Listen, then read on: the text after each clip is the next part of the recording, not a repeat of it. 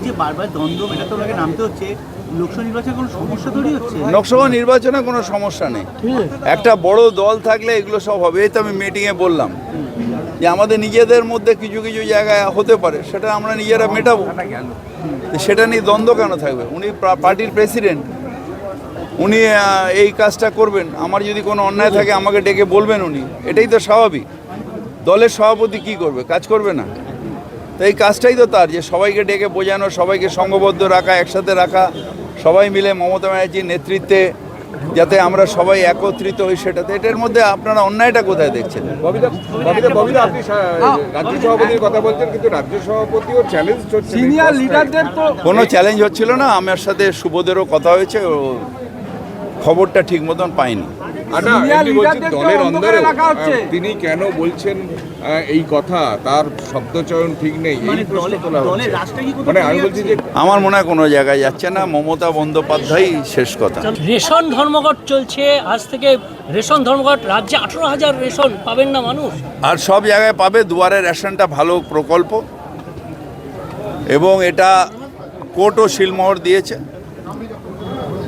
আমি আশা করব যে খাদ্য দপ্তর খুব তাড়াতাড়ি এটা সমস্যার সমাধান। সেন্ট্রাল থেকে এটা কমিশন পাচ্ছে না, রেশন ডিলাররা সবাই দিল্লিতে গিয়ে দরবার করবে, দরবার দিচ্ছে। এটা সারা ভারতবর্ষ হচ্ছে। আমি যা শুনলাম মোদিজির ভাইও রয়েছেন। তো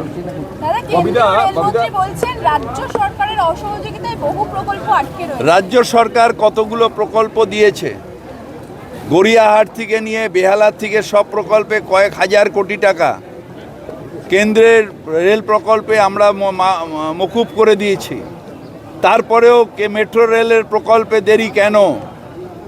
কেন টাকা দিতে এত অনীহা? 100 দিনের টাকা আটকে রেখে দিয়েছ, আবাসনের টাকা আটকে রেখে দিয়েছ, রেলের টাকা দিচ্ছ না বলে প্রজেক্টগুলো দেরি হচ্ছে এবং তার কস্ট বেড়ে যাচ্ছে। এটা কার স্বার্থে করছো?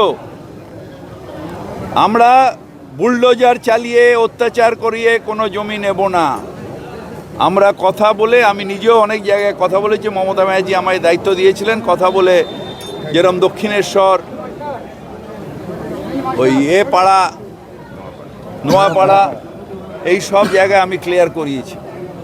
আরও যেগুলো কল্যাণী বাইপাস, সেগুলো সব আমরা ক্লিয়ার করিয়েছি। দাদা, আমরা যেখানে করছি সেখানে করছো না কেন কাজ? যেগুলো ক্লিয়ার হয়ে গেছে সেগুলোতে কাজ করছো না কেন? কোথাও 1 ফুট দাঁড়িয়ে বসে রয়েছে, ওইটা নিয়ে রেলমন্ত্রী বক্তব্য রাখছে। আর যেখানে কিলোমিটার পর কিলোমিটার ক্লিয়ার আছে সেখানে কাজ হচ্ছে না কেন? এয়ারপোর্ট মেট্রো দেরি হচ্ছে কেন? গড়িয়া মেট্রো দেরি হচ্ছে কেন? এই মেট্রোর এত স্লো মুভিং কেন? এই যেটা জোকা টু স্প্ল্যানেড, সব মেট্রো কেন? বোবাজার আন্ডারগ্রাউন্ড মেট্রো এত দেরি করছো কেন? মোদিজির ডেট পাচ্ছ না, তাই ও তো রেডি হয়ে রয়েছে। হাওড়ার থেকে রেডি হয়ে রয়েছে, কেন উদ্বোধন করছো না? রেল মন্দিরের ওপর রেগে যাবেন মোদিজি সেই জন্যে?